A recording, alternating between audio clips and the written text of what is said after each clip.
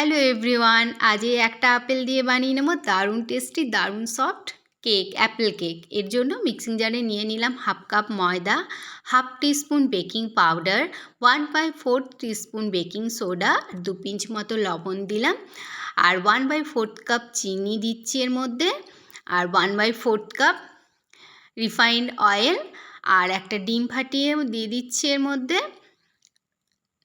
এবারে আমি এতে দিয়ে দিচ্ছি একটা আপেল। এই আপেলটার খোসা ছাড়িয়ে দেবো, আর যেগুলো কেটে বাদ দেওয়ার সেই পোর্শনগুলো কেটে বাদ দিয়ে দেবো। এবারে এই সম্পূর্ণ আপেলটাকে একটু ছোট করে কেটে দিয়ে দিচ্ছি মিক্সিং জারের মধ্যে।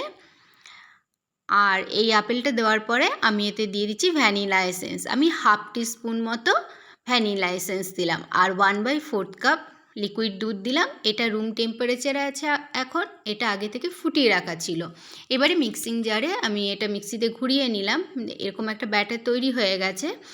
এদিকে একটা কেক টিন নিয়ে নিয়েছি, কেক টিনের মধ্যে একটা আমি বাটার পেপার দিয়ে দিলাম, আর একটু তেল ব্রাশ করে দিলাম। এবারে যে ব্যাটারটা তৈরি করেছিলাম কেকের, সেই ব্যাটারটা এর উপরে স্প্রেড করে দিলাম কেক টিনের মধ্যে।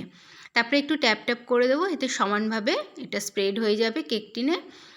এদিকে আমি ওভেনে একটা কড়াই বসিয়ে তাতে লবণ দিয়ে দিয়েছি খানিকটা, আর একটা স্ট্যান্ড দিয়ে 5 মিনিট মতো প্রিহিট করে নিয়েছিলাম। এবারে ওভেনের ফ্লেমটাকে একেবারে লোয়ে করে কেক টিনটা এর মধ্যে দিয়ে ঢাকা দিয়ে দিলাম 35 মিনিট মতো।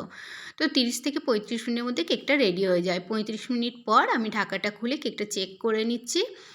তো এরকমভাবে একটা কাঁটা দিয়ে দেখে নিলাম, একেবারে ক্লিন বেরিয়েছে, মানে কেকটা রেডি হয়ে গেছে। ঠিক মাঝখানের পোর্শনটা দেখলেই বোঝা যাবে, সাইডগুলো আগে হয়ে যায় কেকের, মাঝখানের পোর্শনটা হতে একটু টাইম লাগে। তো মাঝখানের পোর্শনটা দেখলেই বুঝতে পারবেন যে কেকটা হয়েছে কি না।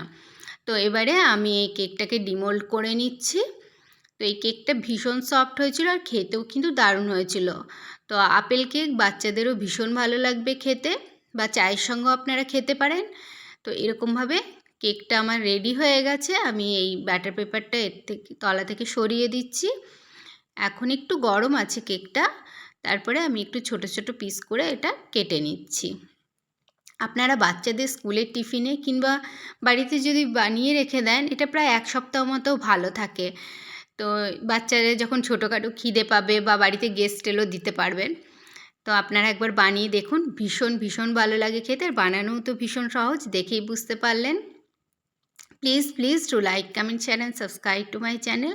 আজ এই পর্যন্তই, দেখা হচ্ছে পরের ভিডিওতে এরকমই সহজ সরল কিন্তু মজাদার কোনো রেসিপি নিয়ে। Till then take care, thank you.